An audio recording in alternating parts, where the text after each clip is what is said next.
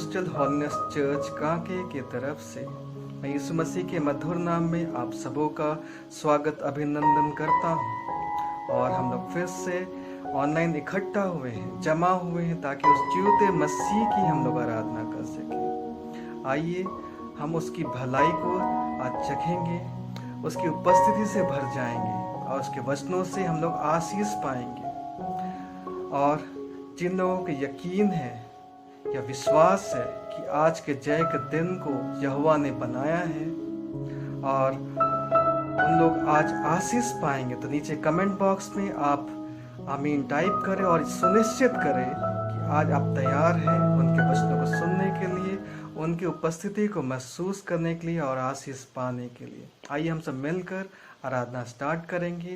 आइए हम लोग प्रेयर में जाएंगे और उसकी उपस्थिति को हम लोग एक साथ स्वागत करेंगे और पवित्र आत्मा से जो कार्य करेगा हमारे जीवन में या दिल में, हम उसे कार्य करने देंगे। आइए हम सब प्रार्थना करते हैं। स्वर्गीय पिता यीशु मसीह, हम तेरे चरणों में आते हैं प्यारे प्रभु जी कि तूने ये सुअवसर हमारे जीवन में दिया कि हम आराधना कर पा रहे हैं प्रभु, जबकि आज आराधनालय बंद पड़े हैं, लेकिन ये सुअवसर आपने हमारे जीवन में दिया। हम धन्यवाद करते हैं। पूरे हम पेंटिकॉस्टल होलिनेस चर्च की तरफ से एक एक जन हम मिलकर आपका धन्यवाद करते हैं और हम प्रार्थना करते हैं कि आज के इस ऑनलाइन वर्शिप में आप सहायता कीजिए, अगुवाई कीजिए। जितने भी लोग इस ऑनलाइन चर्च में प्रभु पार्टिसिपेट किए हैं उन सबों को तो आशीष से भर दीजिए पिता परमेश्वर। और प्रभु जितने लोग देखेंगे सबका मन छिप जाने पाए, अपने पवित्र आत्मा के घेरे में ले ले। धन्यवाद करते हैं और धन्यवाद के साथ दुआ यीशु के नाम से मांगते हैं, सुन और दया से ग्रहण कर, आमीन। बाइबल बताती है, भजन संहिता उसके 100वें अध्याय उसके 4 पद में लिखा है, उसके फाटकों से धन्यवाद और उसकी आंगनों में स्तुति करते हुए प्रवेश करो, उसको धन्यवाद करो और उसको धन्य कहो, क्योंकि परमेश्वर ने हमें पापों से बचाया है और शैतान की चालों से बचाया है और हमें पापों से मुक्ति दी है और शांति दी है। और हम लोग शैतान से नहीं डरेंगे क्योंकि परमेश्वर हमारे साथ है, यीशु हमारे साथ है और हम लोग यीशु के नाम से हम लोग लड़ेंगे तो शैतान भाग जाएगा। और ये पैगाम सारे दुनिया में फैलाएंगे कि परमेश्वर ने हमें बचाया है। आइए हम लोग मिल के गाएंगे, यीशु ने हमें छुड़ाया है पापों से।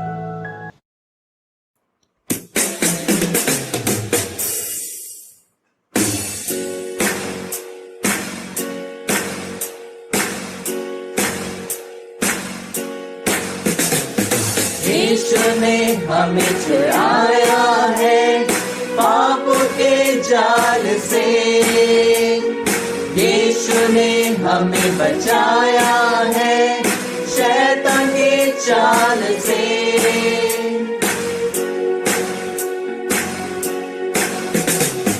यीशु ने हमें छुड़ाया है पापों के जाल से, यीशु ने हमें बचाया है शैतान के जाल से। तो गाओ हालेलुया, तो गाओ हालेलुया, तो गाओ हालेलुया, तो गाओ हालेलुया, तो गाओ हालेलुया, तो गाओ हालेलुया, तो गाओ हालेलुया, तो गाओ हालेलुया।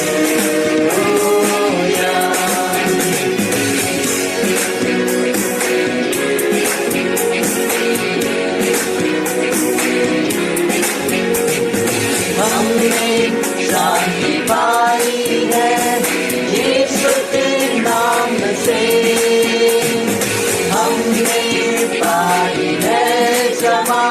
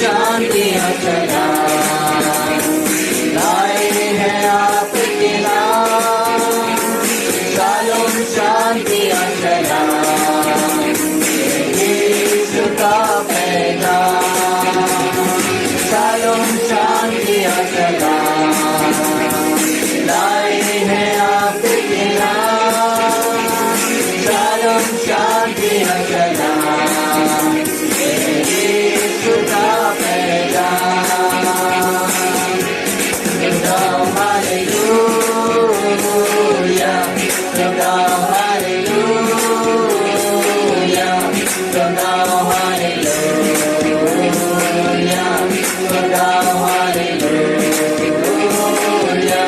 खुदा हालेलुया, खुदा हालेलुया, खुदा हालेलुया, खुदा हालेलुया।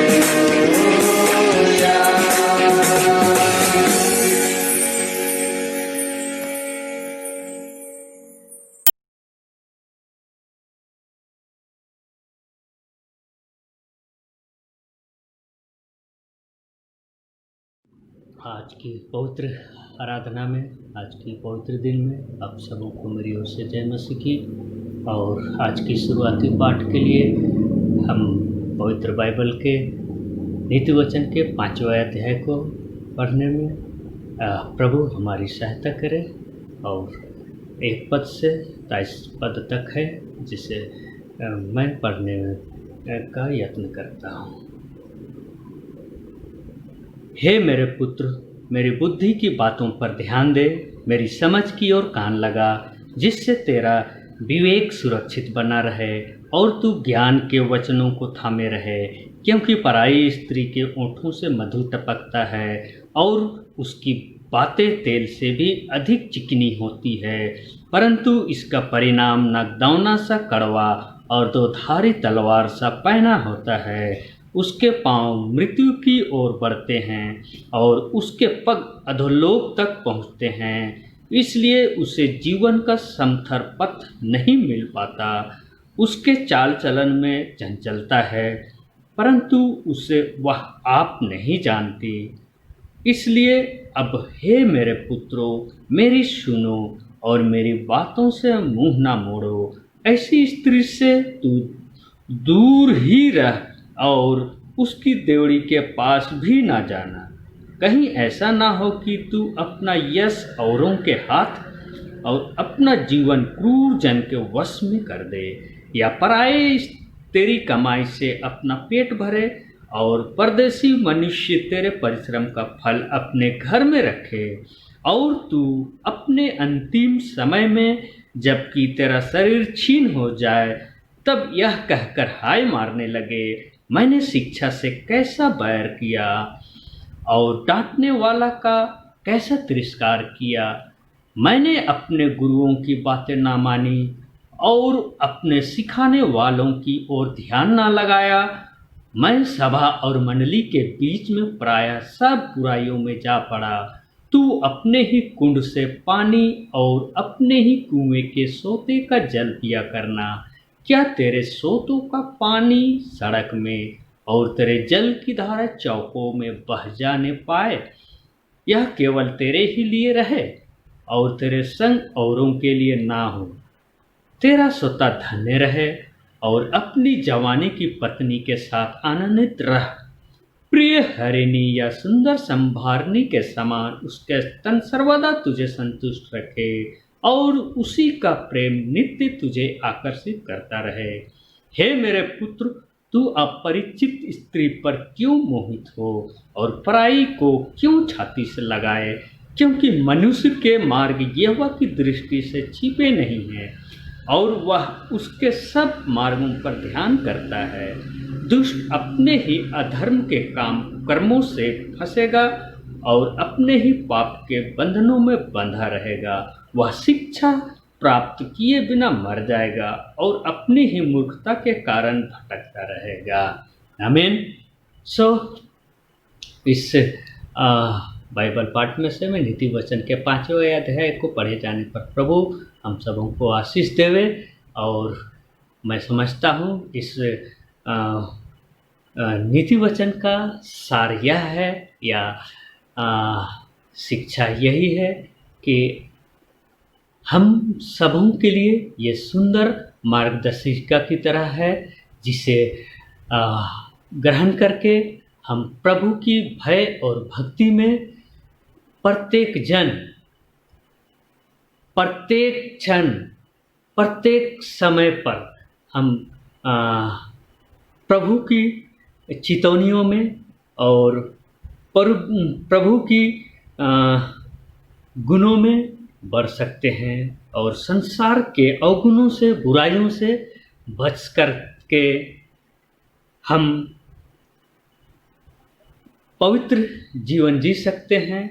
और यहाँ तक कि आर्थिक बातों में, सामाजिक बातों में, राजनीतिक बातों में और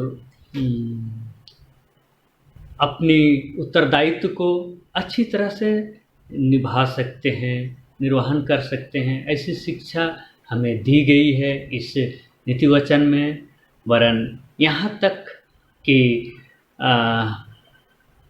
वैवाहिक जीवन में, यौन संबंध में भी हम खराई के साथ न्यायपूर्वक व्यवहार करते हुए हम अनंत जीवन और अनंत आनंद के साथ प्रभु के संग और इस संसार में भी और प्रभु के संसार में भी हम अनंत जीवन के भागी हो सकते हैं।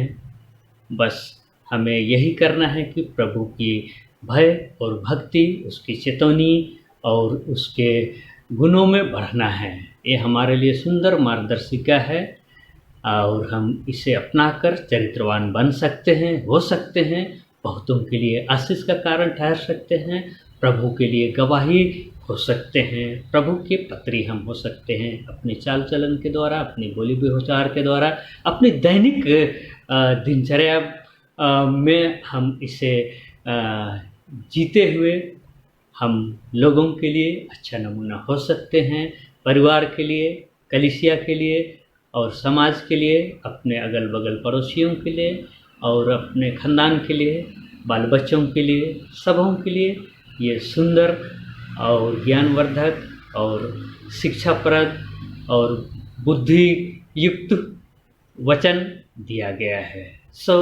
आज फिर एक बार आप सभी को जय मसीह कहता हूँ और प्रभु परमेश्वर को बहुत धन्यवाद करता हूँ। इस आज की बाइबल पाठ में, शुरुआती पाठ में सभी को आशीष मिलने पाए। जय मसीह। बाइबल बताती है, यिर्मयाह उसका 31वां पद और 3 अध्याय में लिखा है, परमेश्वर ने हमें सदा के लिए प्रेम रखा। इंग्लिश में अच्छा वर्जन दिया हुआ है, एवर लास्टिंग लव, मतलब जो ऐसा प्यार जो कभी ख़त्म नहीं हो सकता, क्योंकि परमेश्वर ने अपनी करुणा हम पर बनाए रखी है और ऐसा प्यार जो हम लोग नाप नहीं सकते। यीशु मसीह का प्यार जो है इतना गहरा है कि जिसे हम लोग नाप नहीं सकते और सागर की तरह विशाल है। आइए हम लोग मिलकर गाएंगे, तो प्यार का सागर है।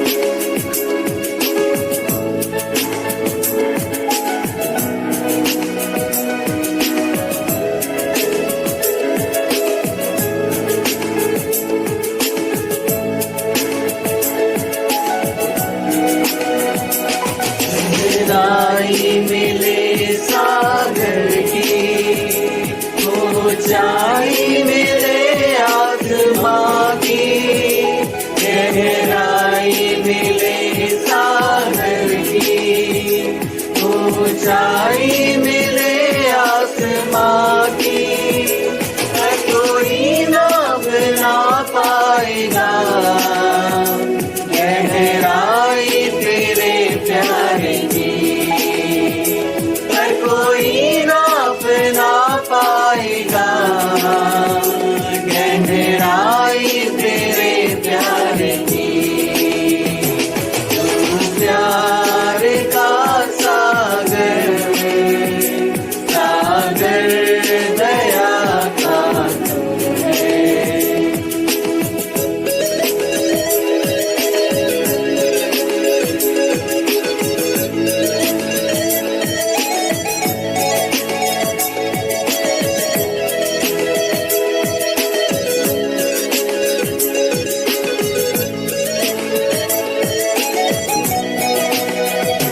परमेश्वर होने पर भी तू मानव रूप धारण किया, परमेश्वर होने पर भी तू मानव रूप धारण किया।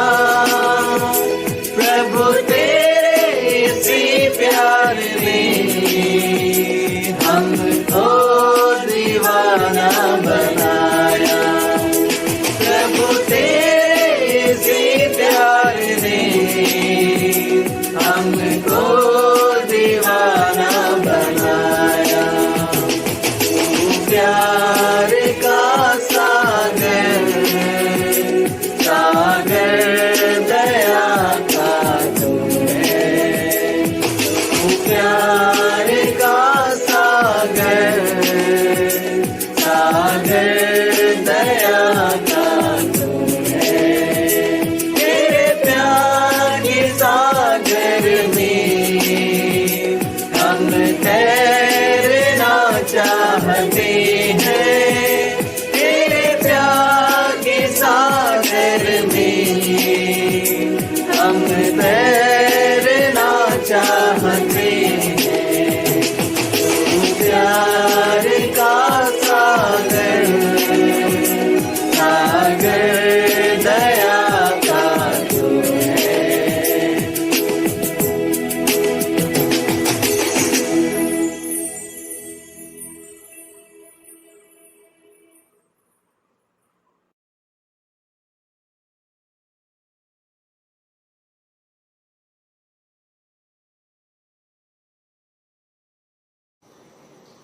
आज पिंतेकुस्त का पर्व सारी दुनिया मना रही है और बहुत धन्यवाद देते हैं कि प्रभु ने हम लोगों को अवसर दिया है कि हम लोग उस दिन को स्मरण करें जिस दिन पवित्र आत्मा कलीसिया के ऊपर उंडेला गया, कलीसिया का जन्म हुआ।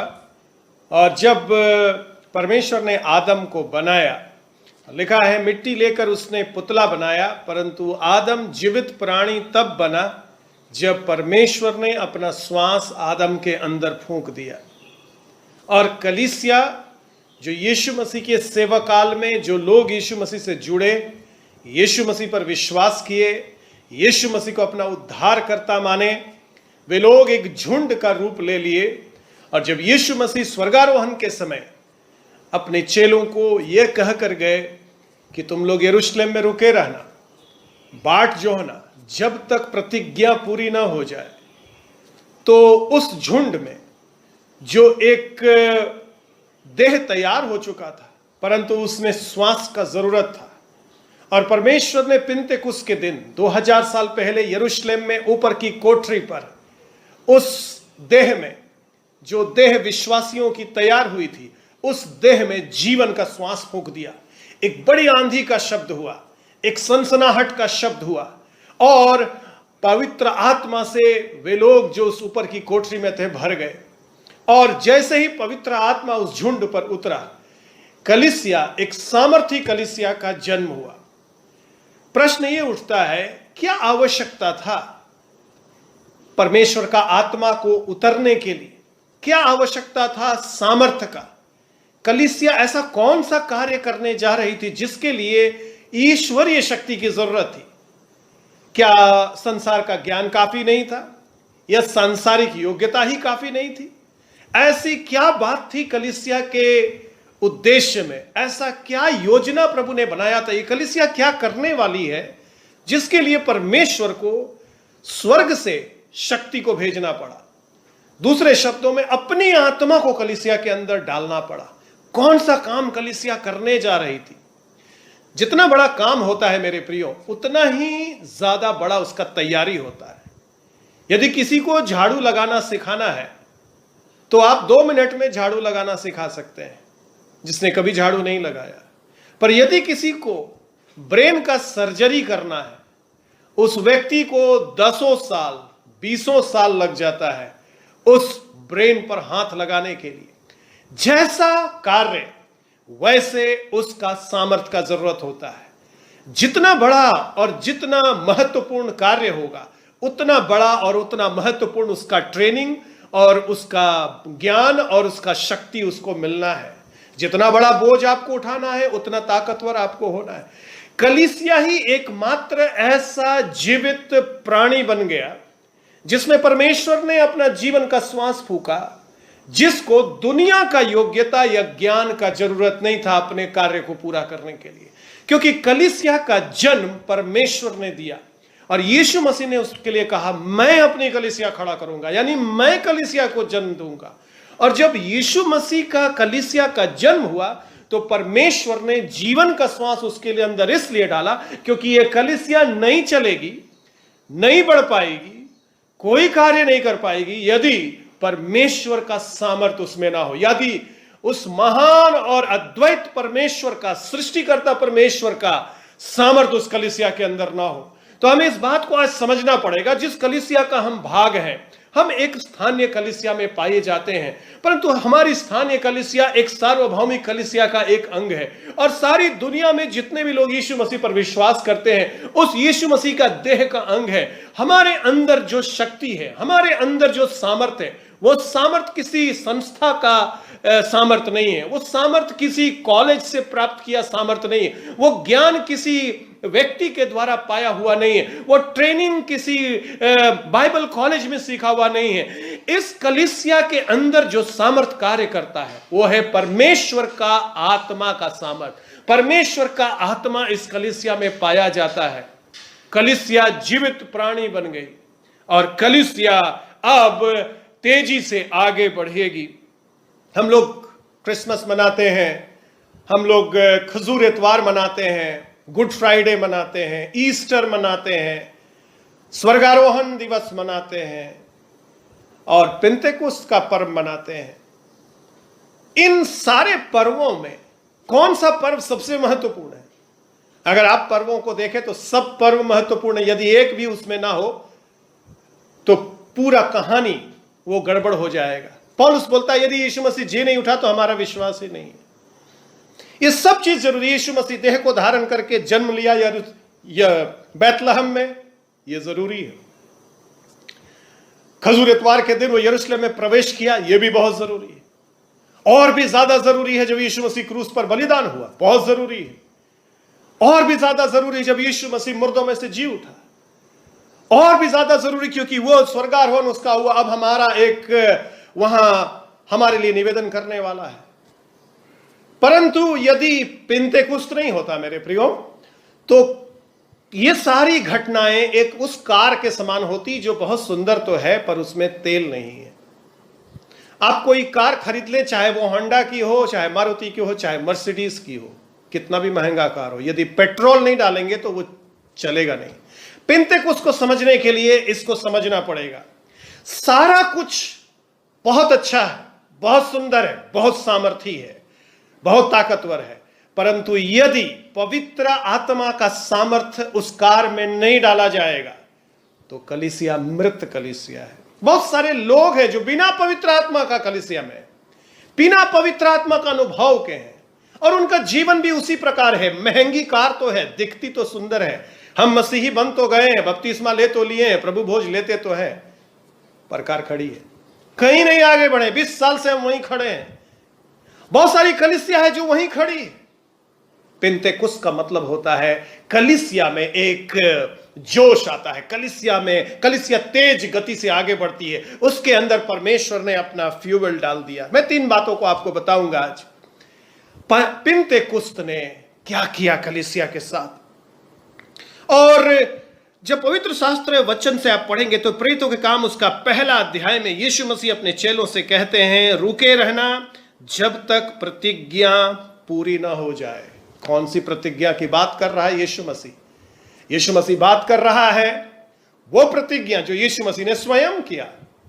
यूहन्ना उसका 14 अध्याय में, मैं जाऊंगा, अच्छा है कि मैं जाऊं, क्योंकि जब मैं जाऊंगा तो मैं पवित्र आत्मा को तुम्हारे पास भेजूंगा और वो तुम्हारे अंदर रहेगा। यूहन्ना बपतिस्मा देने वाले ने 3 साल पहले ये भविष्यवाणी किया, मेरे बाद जो आएगा वो पवित्र आत्मा से तुमको बपतिस्मा देगा। पर केवल अभी पिछले सप्ताह की भविष्यवाणी या 3 साल पहले की भविष्यवाणी की बात नहीं है, 700 साल पहले।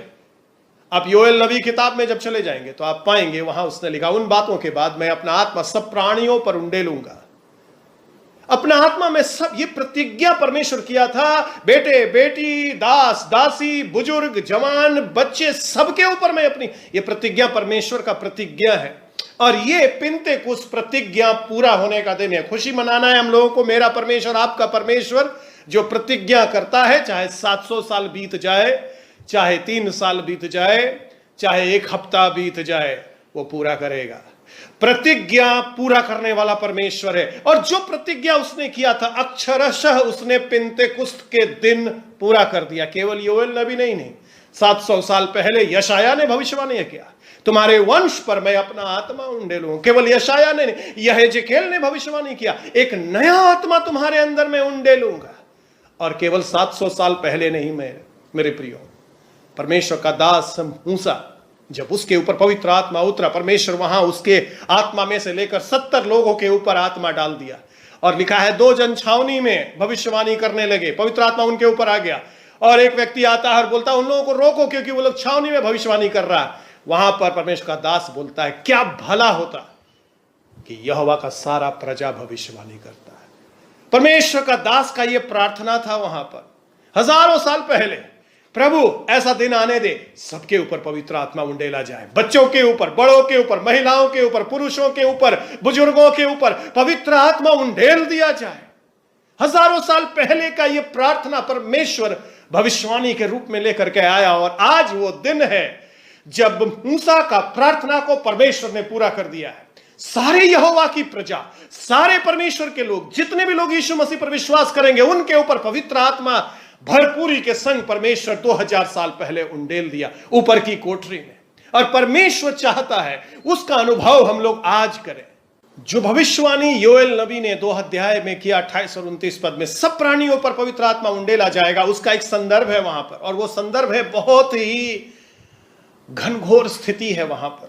और लिखा है टिड्डियों के हमलों से सब कुछ तहस नहस हो गया, विनाश। आज जो परिस्थिति में ये दुनिया जा रही है, ये उसी टिड्डियों के हमले जैसा विनाश सारी दुनिया में पाया जाता है।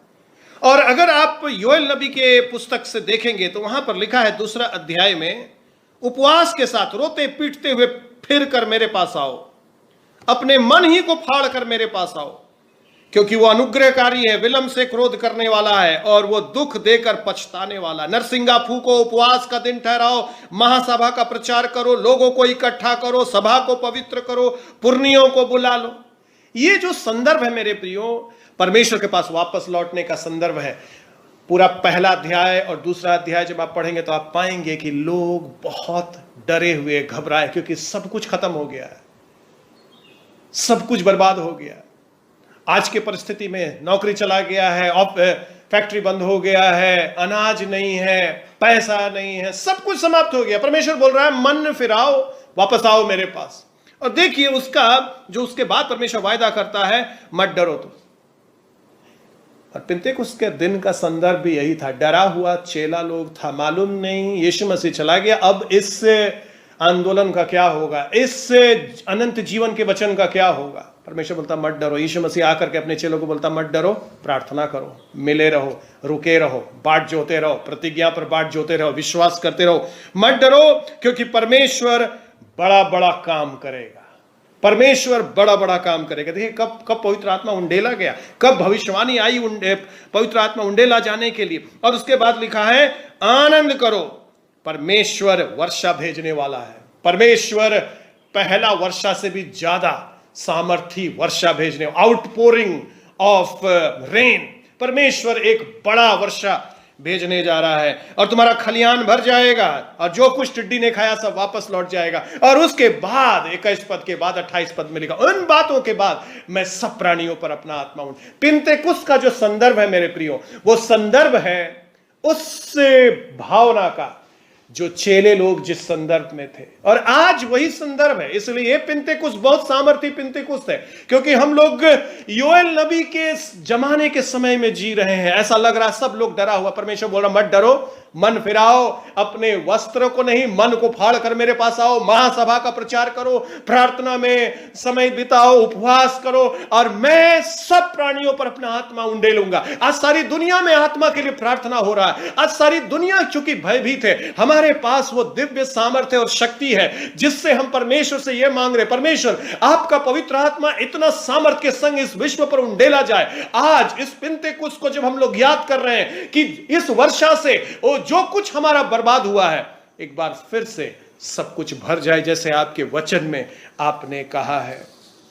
ये बाढ़ है मेरे प्रियो, पवित्र आत्मा का उतरना बाढ़ के समान है। अगर आप बाढ़ देखे हैं तो बाढ़ एक चीज है बाहर खड़ा होकर देखना, और एक और चीज है बाढ़ में अंदर चला जाना। जब समुद्र में मैं गया पहली बार, जब नाव में चढ़कर समुद्र के अंदर जाने का मौका मिला, तो समुद्र का जो ताकत है वो आपको कंट्रोल से बाहर कर देता है, आपका नाव का कंट्रोल से भी बाहर कर, पानी आपके ऊपर, उसके लहरों से पानी आपके ऊपर। और जब हम लोग गए, लोग हमारे नाव में चिल्ला रहे हैं। यही होता है जब पवित्र आत्मा उतरता है मेरे प्रियो, वो बाढ़ के समान है। इतना शक्ति है उसके अंदर कि लोग गिर जाते हैं, लोग अपनी भाषा भूलकर अन्य भाषा बोलने लगते हैं, चमत्कार होने लगता है, लोग बेसुध हो जाते हैं, क्योंकि पवित्र आत्मा बाढ़ के समान है। भरपूरी के संग आपको वो भर देता है, परंतु उस भरपूरी में परमेश्वर सृजनात्मक कार्य करने के लिए हम लोगों को भरता है। और परमेश्वर के वचन में यह लिखा हुआ है मेरे प्रियो कि 1 कुरिन्थियों 14:3 में कि भविष्यवाणी जब होगा तो लोगों का उन्नति होगा, लोग शांति पाएंगे और उपदेश पाएंगे। नए नियम में भविष्यवाणी का स्वरूप बदल गया। भविष्यवाणी केवल ये नहीं है भविष्य की बात बताना, हाँ वो तो है ही, परंतु नए नियम में जो भविष्यवाणी है प्रमुखता से वो ये है कि आपके वचनों से लोगों को आप निर्माण करेंगे, लोगों का उन्नति कराएंगे, लोगों के लिए शांति का कारण बनेंगे। और जब योएल नबी ने कहा कि तुम्हारे बेटे और बेटी भविष्यवाणी करेंगे, तुम्हारे पुरनिये स्वप्न देखेंगे, तुम्हारे जवान दर्शन देखेंगे, तुम्हारे दास दासियों पर, उसका अर्थ यह होता है कि अब भविष्यवाणी केवल कुछ प्रोफेशनल भविष्यवक्ताओं का कार्य नहीं है। कुछ लोग अपने नाम के आगे लिखते हैं भविष्यवक्ता, परंतु नया नियम का शिक्षा में कोई एक भविष्यवक्ता या कुछ भविष्यवक्ता नहीं है, क्योंकि परमेश्वर ने भविष्यवाणी करने का जो वरदान है, जो पवित्र आत्मा जो भविष्यवाणी कराता है, वो सबके ऊपर उंडेल दिया, बच्चे के ऊपर, बुजुर्गों के ऊपर, जवानों के ऊपर, कलीसिया में जितने लोग बैठते हैं। और वो भविष्यवाणी कैसा होता है? वो भविष्यवाणी होता है दूसरों को उन्नति कराने वाला, दूसरों को शांति देने वाला। जिस दिन पवित्र आत्मा परमेश्वर का इस दुनिया में उतरा, इम्मानुएल जो यीशु मसीह का नाम था, परमेश्वर हमारे साथ, अब परमेश्वर हमारे अंदर हो गया। क्योंकि पौलुस कहता है अपने पत्री में, तुम पवित्र आत्मा का मंदिर हो गए हो, तुम परमेश्वर का मंदिर हो गए हो। तो दूसरे शब्दों में यह है, यीशु मसीह जब आया तो हमारे बगल में खड़ा था। यीशु मसीह अंदर प्रवेश नहीं कर पा रहा था, क्योंकि वो एक देह में था, एक जगह एक बार में उपस्थित हो सकता था। पर यीशु मसीह बोला बेहतर है मैं ऊपर जाऊं, क्योंकि जब मैं ऊपर जाऊंगा तो मैं वापस आऊंगा, और वापस आऊंगा तो सबके अंदर में रहूंगा। और अब परमेश्वर हमारे अंदर है, तो जो पवित्र आत्मा से भरा हुआ लोग है, वो चर्च वो स्वयं है। चर्च भवन में हम लोग जाते हैं आराधना करने, परंतु याद रखिए जहां कहीं भी हम जाते हैं वहां कलीसिया है, वहां आराधना है। चाहे हमारे कार्यस्थल पर, चाहे हमारे घर में, हमारे गांव में, हमारे जहां कहीं भी हम जाते हैं, सुबह और शाम परमेश्वर की आराधना होती। जब कलीसिया भवन बंद हो गया अभी 2 महीने से, जो पवित्र आत्मा से भरा हुआ लोग हैं उन लोगों को कोई फर्क नहीं पड़ा। क्यों? क्योंकि उनके हृदय से आराधना निरंतर निकलती रहती है। वो सप्ताह में एक दिन आराधना करने वाला व्यक्ति नहीं है। पर बहुत से ऐसे मसीही लोग हैं जो पवित्र आत्मा से भरे हुए नहीं हैं, केवल नाम के यीशु मसीह के साथ चल रहे हैं। उनको बहुत तकलीफ है क्योंकि वो आराधना नहीं कर पा रहे, क्योंकि आदत नहीं है आराधना करने का अपने घर में। पिंतेकुस्त का मतलब है आराधनालय। अब न पहाड़ पर न यरूशलेम मंदिर में। यीशु मसीह बोला था सामरी स्त्री को, अब आराधना आत्मा और सच्चाई से होगा। अब आराधना तुम जहां है वहीं शुरू हो जाएगा। पिंतेकुस्त का दिन ने आराधना के उस लोकेशन को तोड़ दिया, जो व्यवस्था था उसको समाप्त कर दिया आराधना के संबंध में। हाँ, हम लोग कलीसिया भवन में जाते हैं क्योंकि वहां पर सब मिलकर के ज्यादा जगह होता है, परंतु केवल वही एकमात्र जगह नहीं आराधना का। पवित्र आत्मा जब हमारे अंदर आ गया तो हम मंदिर बन गए और हमारे अंदर से आराधना जहां हम हैं, जिस दिन भी हम हैं, सुबह हो शाम हो। दूसरी बात, पहली बात मैंने आपको बताई, पिंतेकुस्त ने उस प्रतिज्ञा को पूरा कर दिया जो परमेश्वर ने किया था। दूसरा, पिंतेकुस्त का जो संदर्भ है वो बड़ा रोचक है। उसका जब अध्ययन आप करेंगे, वहां लिखा है 120 लोग थे। 120 लोग होने का क्या मतलब होता है? ये कोई संयोगवश नंबर नहीं था, ये वास्तविक नंबर है। लिखा है लगभग 120 थे।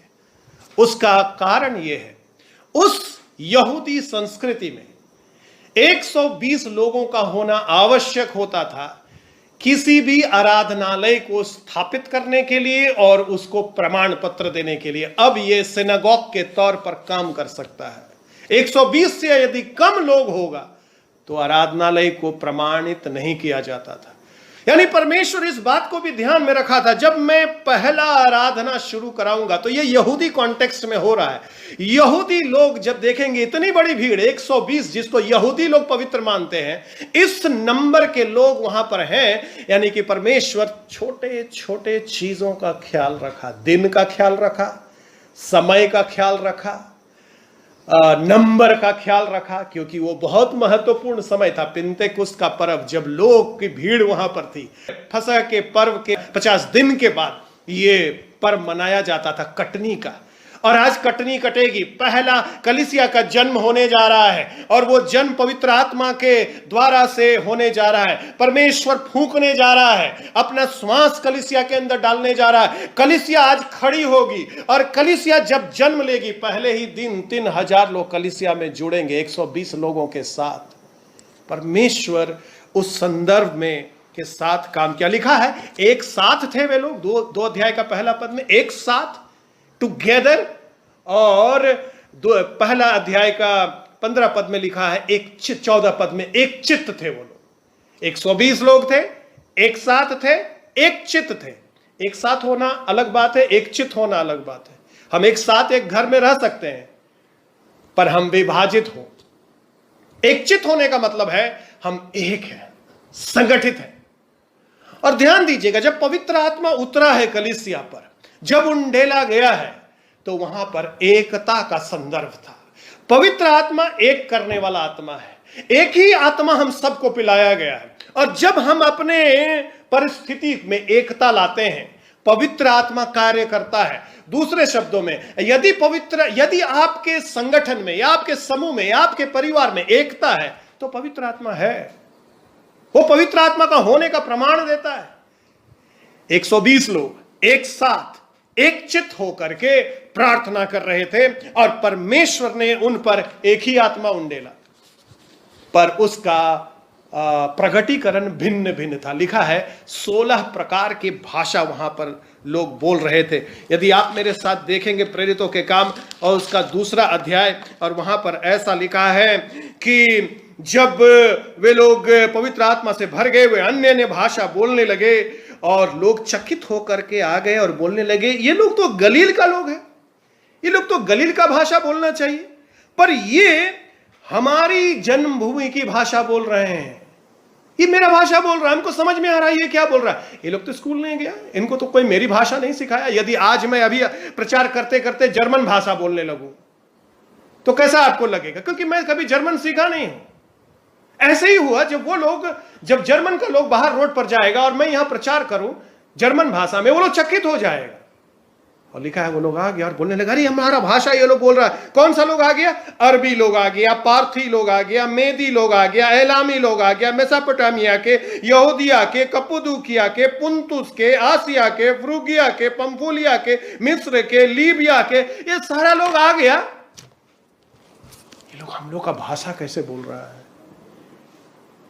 एक बड़ा संकेत है इसके द्वारा परमेश्वर ने दिया। जब पवित्र आत्मा कलीसिया पर उतरा तो ये यहूदियों की जागीर नहीं है, ये कलीसिया सार्वभौमिक कलीसिया है। ये कलीसिया अलग अलग तरह से अलग अलग भाषा में प्रगटीकरण होगा इस कलीसिया का। ये कलीसिया एक ही तरह का गाना सारा दुनिया में नहीं गाएगी। ये कलीसिया एक ही तरह से प्रचार सारी दुनिया में नहीं करेगी। अलग अलग शैली में लोग गाना गाएंगे, अलग अलग राग में लोग गाना गाएंगे, अलग अलग दिखाई देगी ये कलीसिया, अलग अलग भाषा बोलेगी, पर ये सारी मिल करके प्रभु का महिमा के लिए कार्य करेगी। क्योंकि यदि आप वहां पर पढ़ेंगे, अलग अलग भाषा ये लोग बोल रहे हैं, परंतु पद 11 में लिखा हुआ है उन्होंने अपनी अपनी भाषा सुनी, पर उन भाषाओं में सब लोग ये बोल रहा है, ये लोग परमेश्वर का बड़े बड़े कामों की चर्चा कर रहे हैं। यानी कि अरबी भाषा में भी परमेश्वर का चर्चा हो रहा, पारसी भाषा में भी परमेश्वर का चर्चा हो रहा, मेसोपोटामिया की भाषा में भी परमेश्वर का चर्चा हो रहा। कहीं भी रहेगी कलीसिया, कैसा भी स्वरूप होगा कलीसिया का, गाना कैसा भी गाएगी, सुर में गाएगी, ताल में गाएगी, नहीं गाएगी, पर याद करिए सारी कलीसिया मिलकर परमेश्वर के बड़े बड़े कामों की चर्चा करेगी। बहुत सारी कलीसिया है जो अपने कामों की चर्चा करती, बहुत सारे परमेश्वर के लोग हैं जो अपने कार्यों की चर्चा करते हैं। पवित्र आत्मा नहीं है वहां। बहुत सारी कलीसिया है जो अपने आप को सारी कलीसिया से सर्वश्रेष्ठ समझती है। पवित्र आत्मा नहीं हुआ, क्योंकि पवित्र आत्मा अलग अलग प्रकार से अलग अलग लोगों के अंदर काम करता है, भिन्न भिन्न वरदान देता है, भिन्न भिन्न तरीका देता है, पर उद्देश्य एक ही होता है, परमेश्वर का बड़ा बड़ा काम का चर्चा करेंगे हम लोग। पिन्तेकुस्त हम लोग को यह बताता है, स्वीकार करो अलग अलग प्रकार की कलीसिया को।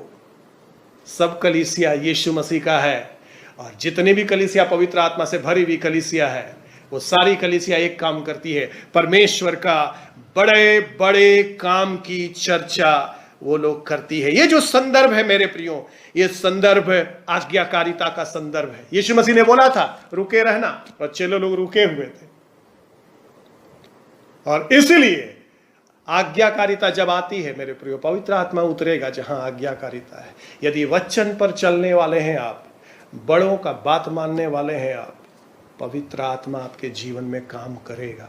यदि अनाज्ञाकारी है, पवित्र आत्मा आपके जीवन में काम नहीं कर पाएगा। कब उतरा पवित्र आत्मा? जब लोग परमेश्वर की आज्ञा को मानकर। अंतिम बात, पहली बात मैंने आपको बताई, पिन्तेकुस्त के दिन प्रतिज्ञा पूरी हो गई। दूसरी बात मैंने आपको बताई, पिन्तेकुस्त का जो संदर्भ था वो पूरी तरह से व्यवस्थित और सजाया हुआ था परमेश्वर के द्वारा, और ये सार्वभौमिक संदर्भ को दर्शाता है। तीसरी और अंतिम बात, पिन्तेकुस्त के इस घटना ने हमें पिक्यूलियर पीपल बना दिया, अलग तरह का लोग, विचित्र लोग बना दिया, क्योंकि परमेश्वर के वचन में लिखा है परमेश्वर ने तुम्हें याजकों का समाज होने के लिए, पवित्र लोग होने के लिए बुलाया, अपना निज प्रजा होने के लिए बुलाया। यानी कि जब दुनिया में आप जाएंगे तो दुनिया के जैसे नहीं हो जाना है। शराब पीने वाला के साथ गए तो शराब पी रहे हैं, सिगरेट पीने वाला के साथ गए तो सिगरेट पी रहे हैं, अश्लील बात करने वाला के साथ बैठे तो अश्लील बात कर रहे हैं। जहां आप गए आप वहीं का हो गए। परमेश्वर बोलता है तुमको बुलाए नहीं है, इसलिए पवित्र आत्मा जब तुम्हारे अंदर उतरा है तो तुम जहां जाएगा वहां परिवर्तन लाएगा। जब तुम खड़ा हो जाएगा तो पाप भागेगा, क्योंकि तुम अलग होने के लिए बुलाया गया है। यहां 2 अध्याय में यदि आप देखेंगे तो 13 पद में लिखा है, लोग आकर ये बोल रहा है, अरे अभी तो 9 ही बजा है और इतना जल्दी ये लोग शराब पी लिया है, ये तो नई मदिरा के नशे में चूर हो गए हैं। नया मदिरा पिया यानी कुछ दूसरे टाइप का पिया है लोग। हम लोग जानते हैं मदिरा का इफेक्ट क्या होता है हम लोगों के ऊपर। और जब लोग आया देखा, बोला अरे शराब तो बहुत देखे हैं, शराब पीकर लोगों को अंग्रेजी बोलते भी देखे हैं। और मैं एक पोस्ट में पढ़ रहा था, जब से शराब मिलना शुरू हुआ अभी लॉकडाउन के कुछ दिन के बाद, तो अंग्रेजी बोलना बहुत बढ़ गया, क्योंकि लोग जो है शराब नहीं पी रहा था, अंग्रेजी भूल गया था। जब ये लोग आकर के देखा ये लोग भिन्न भिन्न भाषा बोल रहे थे, लोगों को मालूम हो गया लोग शराबी लोग हैं, ये लोग होश में नहीं है। तो पतरस खड़ा हुआ और पतरस देखिए 14 पद में क्या बोलता है। पतरस बोलता है अभी तो 9 ही बजा है, अभी तो टाइम भी नहीं हुआ पीने का। बड़ा रोचक बात पतरस ने बोला, पिया तो शाम को जाता, महफिल तो शाम को सजती है, पर ये सुबह 9 बजे परमेश्वर ने यह चमत्कार किया है ताकि लोग यह भी ना विश्वास करें कि ये लोग मदिरा पिया हुआ है। अगर ये रात में घटना घटती तो लोग बोलते पक्का ये लोग मदिरा पिया। सुबह 9 बजे का समय है और हम लोगों के अंदर इतना जोश और इतना आनंद है। लोग सुबह उठता है मेरे प्रियो तो चेहरा लटका रहता है और निराश रहता है। जो पवित्र आत्मा से भरा हुआ लोग है मेरे प्रियो, जब बिस्तर से बाहर आप निकलेंगे आप बोलेंगे मैं आनंदित हूं क्योंकि प्रभु ने आज ये दिन बनाया है। परमेश्वर का स्तुति से भर जाते हैं, परमेश्वर की महिमा का गुणगान करते हैं। हम लोग दिन में क्या क्या होने वाला उससे डरते नहीं हैं, क्योंकि पवित्र आत्मा हमारे अंदर में है। हम लोगों को विचित्र लोग होने के लिए बुलाया गया है। जहां हम जाएंगे परमेश्वर का सामर्थ्य और उसके आनंद और उसकी महिमा का हम प्रचार करेंगे। क्या परमेश्वर की आत्मा से आप भरे हुए हैं? और आज परमेश्वर ये प्रश्न हम सभी से पूछना चाहता है, क्या तुम पवित्र आत्मा से भरना चाहता है? छिड़काव वाला पवित्र आत्मा नहीं, डूबने वाला पवित्र आत्मा। जब तुम पूरे तौर से पवित्र आत्मा की गिरफ्त में आ जाएगा, जब तुम पूरे तौर से परमेश्वर के बातों को सोचेगा और बोलेगा, इतना तुम भीग जाएगा पवित्र आत्मा से, इतना तुम भर जाएगा पवित्र आत्मा से कि जब तुम रास्ता में चलेगा तो भी पवित्र आत्मा बात करेगा। जब तो लोग तुमको मेरे कारण सताएगा उस समय भी तो तुम लोगों को आशीष देगा, लोगों की क्षमा के लिए, क्योंकि तुम पवित्र आत्मा से भरा हुआ व्यक्ति। जब यीशु मसीह को लोग सताने लगा, मारने लगा, यीशु मसीह उनको अपशब्द नहीं कहता, यीशु मसीह कहता पिता इनको क्षमा कर, क्योंकि ये पवित्र आत्मा से भरा। ये विचित्र आदमी है और लोग चकित हो गए, कौन सा आदमी है ये, अपने लिए भी बचाव के लिए कुछ नहीं बोल रहा है। पवित्र आत्मा से भरने का मतलब है मेरे प्रियो, बाहर जाना पड़ेगा। जितने भी लोग पवित्र आत्मा से भरे गए पेंटिकोस्ट के दिन, ये लोग अंदर नहीं बंद हैं, ये लोग अपने वरदान के साथ आकर बाहर खड़े हो गए और बड़ी भीड़ जमा हो गई। अभी लोग डर नहीं लग रहा और गवाह बन। यीशु मसीह बोला था 1:8 में, जब पवित्र आत्मा तुम पर उतरेगा तुम मेरे गवाह बनोगे। यरूशलेम में, यहूदिया में, सामरिया में, दुनिया के छोर पर। आज हम और आप इस प्रचार को ना कर रहे होते ना सुन रहे होते, क्योंकि हम लोग भारत में जन्म हुआ हमारा। यदि पवित्र आत्मा नहीं उतरा होता तो ना हम होते और ना हम आप होते यीशु मसीह की आराधना, क्योंकि वो पेट्रोल ही नहीं मिलता कार को जो भारत पहुंच पाता। जब पवित्र आत्मा उतर गया तो वो कार जब चालू हुई यरूशलेम से, वो कार रुकी नहीं। पूरा प्रेरितों के काम आप देखेंगे बाढ़ के समान बह रहा है और बलपूर्वक रोम तक पहुंच गया, जो दुनिया का उस समय सर्वशक्तिशाली केंद्र था, और भारत तक पहुंच गया और हम लोग उसका गवाह है। परमेश्वर का वचन भारत पहुंच गया पिन्तेकुस्त के कारण। पिन्तेकुस्त ने कलीसियाई इतिहास को बदल करके रख दिया। पिन्तेकुस्त ने आप और हमको वो सामर्थ्य दिया है, हमें रुकना नहीं है, हमें प्रचार करना है, हमें गवाह बनना है। अब तो घर से बाहर जाने का भी जरूरत नहीं। ऐसा टेक्नोलॉजी प्रभु ने दे दिया है जिसके द्वारा मैं आपके पास पहुंच रहा हूं, और रांची में और विभिन्न जगह पर, भारत में कई जगह पर आप मुझे सुन रहे हैं टेक्नोलॉजी के द्वारा से, और आपके पास भी ये टेक्नोलॉजी है। अपनी गवाही को प्रसारित कीजिए, यीशु मसीह के वचन को बताइए। और क्योंकि पवित्र आत्मा इसीलिए दिया गया है, इसलिए नहीं कि हम उछले कूदे नाचे गाएं बहुत खुश हो और क्रिसमस में हम डांस करें, इसलिए कि हम यीशु का प्रचार दुनिया के कोने कोने पर करेंगे। पवित्र आत्मा का इस दुनिया में आने का एकमात्र मतलब है हम लोग गवाह बनेंगे, यीशु का सामर्थी गवाह बनेंगे। उस कार्य को करने के लिए परमेश्वर ने हम लोगों के अंदर आग डाल दिया है, बाढ़ भेज दिया है। यीशु मसीह ने बोला तुम्हारे अंदर से जल की नदियां बह निकलेगी, जो तुम्हारे पास आएगा वो भीग जाएगा, और वो आग जो तुम्हारे अंदर है वो आग अंधकार की शक्ति को जला डालेगा। दोनों चीज होगा मेरे प्रियो, जल भी है और आग भी है, दोनों विपरीत चीज है, दोनों एक साथ नहीं रहता है। पर पवित्र आत्मा के हमारे अंदर आने से ये दोनों चीजें चीज एक हो गया है। हमारे अंदर जीवन की जल की नदी है, वो जीवन की जल की नदी हमारे अंदर से निकलती है। जो पवित्र आत्मा ने हमको दिया है वो सूखने वाली नहीं है, वो हमेशा बहती रहती है। जहां कहीं भी हम जाएंगे वहां पर जीवन के जल की नदी लोगों को जीवन प्रदान करेगी, पर केवल जीवन प्रदान नहीं करेगी, जो आग प्रभु हम लोगों के अंदर दिया है, पाप को जलाकर राख कर देंगे हम लोग, अंधकार की शक्ति को गिरा डालेंगे हम लोग, अंधकार की शक्ति जो इस वातावरण को घेरे हुए उसको गिरा डालेंगे, जो महामारी संसार को घेरे हुए उसको गिराने का सामर्थ्य केवल यीशु मसीह की कलीसिया के पास है। और इसलिए है वो सामर्थ्य क्योंकि हमारे अंदर पवित्र आत्मा है। आइए अपनी आंखों को बंद करेंगे, प्रभु के सामने समर्पण करेंगे। प्रभु, आज मैंने सुना पिंतेकुस्त का मतलब है गवाह बनना। पिंतेकुस्त का मतलब नहीं है पेंटिकॉस्टल होलीनेस कहलाना। पिंतेकुस्त का मतलब है गवाही देना, लोगों को यीशु मसीह के बारे बताना, लोगों को यीशु के पास ले आना। यदि ये हम नहीं कर रहे हैं तो पवित्र आत्मा हमारे अंदर नहीं है, क्योंकि पवित्र आत्मा का यही काम है।